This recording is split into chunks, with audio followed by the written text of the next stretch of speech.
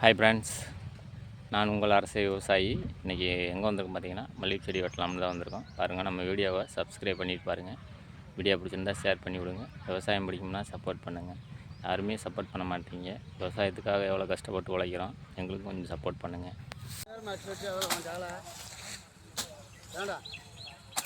ரெண்டு பேரும் அடிக்கிறாரில்ல ஒன்னால்தான் 2 பேருமா?